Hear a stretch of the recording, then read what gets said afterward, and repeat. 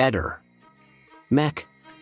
Pallister. Il caso di Trieste ormai è ufficialmente un delirio, adesso tutti con la storiella di Io ci sarò e di Claudio Sterpin, novità assoluta, però i veri intenditori del caso si ricorderanno benissimo che tra aprile, maggio, massimo giugno 2022 Io ci sarò comparve in tutte le tv, comparve sulla bacheca di Gabriella Micheli e io stesso pubblicai il testo. Poi colpo di spugna, passano 3 anni e si ricomincia da zero, esce di nuovo la stessa cosa come fosse una novità e tutti sembrano non ricordare che 3 anni fa ne parlammo per almeno 10 giorni di questa storia.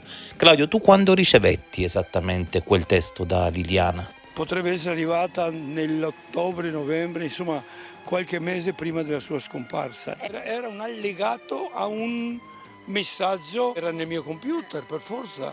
Poi Sterpin ha ricopiato questo testo, cosa che però 3 anni fa non disse nessuno e non disse nemmeno lui, aggiungendo addirittura alla fine tua Lilli.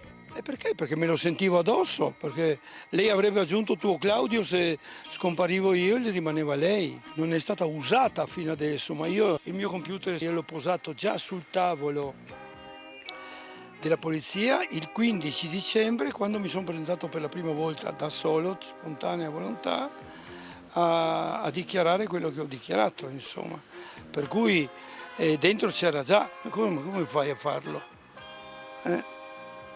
Il solo pensare che lo faceva un mese prima è venuto, cioè, ma lei da come si esprimeva non avrebbe mai pensato di poter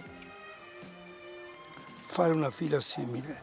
Ma in teoria non la si può neanche chiamare lettera, perché lei l'avrà letta da qualche parte, l'ha copiata perché le piaceva ed è giusto, è significativa, anche non poco, e me l'ha mandata, è stato premonitore quella.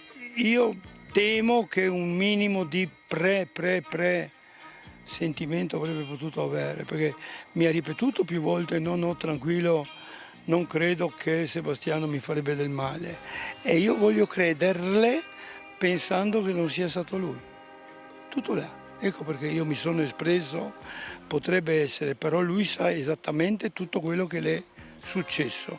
Ehi, non dimenticare di iscriverti a questo canale.